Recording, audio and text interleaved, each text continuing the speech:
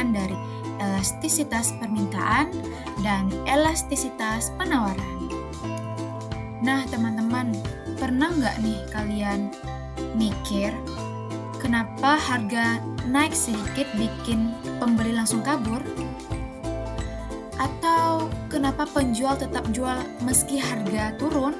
Nah, itu semua berkaitan dengan elastisitas permintaan dan penawaran. Yuk kita bahas bareng-bareng mengenai materi kali ini. Oke, di bagian pertama kita akan membahas tentang pengertian elastisitas permintaan. Elastisitas permintaan adalah ukuran seberapa besar perubahan jumlah barang yang diminta akibat perubahan harga. Misalnya, harga kopi naik 10%, lalu permintaannya turun menjadi 20%. Artinya, permintaan kopi elastis, namun pembeli mudah berpindah ke teh atau minuman yang lain.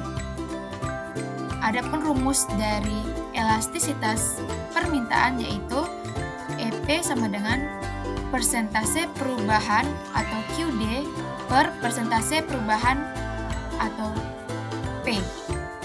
Nilai EP menunjukkan di mana EP besar dari 1 itu maka permintaan elastis. Jika EP sama dengan 1 itu permintaan uniter. Dan jika EP kecil dari 1 maka permintaan itu inelastis. Contoh dari barang elastis seperti baju dan makanan ringan. Contoh dari barang inelastis seperti beras, obat-obatan. Selanjutnya, pada bagian kedua, kita akan membahas mengenai pengertian elastisitas penawaran. Nah, sekarang bagaimana dengan penawaran? Elastisitas penawaran adalah seberapa besar perubahan jumlah barang yang ditawarkan ketika harga berubah. Misalnya, harga sayur naik, petani bisa cepat menambah jumlah jual. Artinya, penawarannya elastis.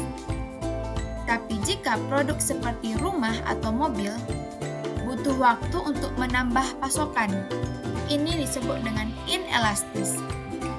Adapun rumus dari elastisitas penawaran atau ES adalah persentase perubahan atau QS per persentase perubahan P. Penafsiran ES atau elastisitas penawaran, jika ES besar dari 1, maka penawaran itu elastis. Jika ES sama dengan 1, itu penawaran uniter. Dan jika ES kecil dari 1, itu penawaran inelastis. Pada bagian ketiga, kita akan membahas faktor yang mempengaruhi elastisitas.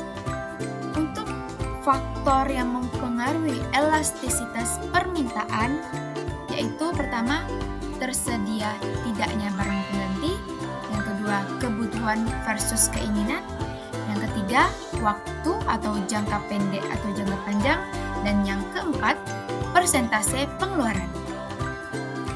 Selanjutnya untuk faktor yang mempengaruhi elastisitas penawaran yaitu ada 3. Yang pertama, kemudahan produksi, yang kedua, waktu produksi, dan yang ketiga, ketersediaan sumber daya. Kesimpulan dari pembahasan mengenai pengertian elastisitas permintaan dan penawaran di mana elastisitas menggambarkan sensitivitas konsumen dan produsen terhadap perubahan harga. Semakin elastis maksudnya semakin mudah permintaan atau penawaran berubah. Semakin inelastis maksudnya sulit berubah meski harga naik atau turun. Penting banget memahami elastisitas dalam mengambil keputusan bisnis, menentukan kebijakan pajak, dan bahkan menghitung dampak harga terhadap pasar. Nah, bagaimana nih teman-teman? Sekarang kamu sudah paham kan apa itu elastisitas permintaan dan elastisitas penawaran? Kalau masih bingung, jangan ragu ulangi video ini ya. Jangan lupa like, share, dan subscribe untuk materi seru lainnya. Sampai jumpa di video ekonomi berikutnya. Dadah. Assalamualaikum warahmatullahi wabarakatuh.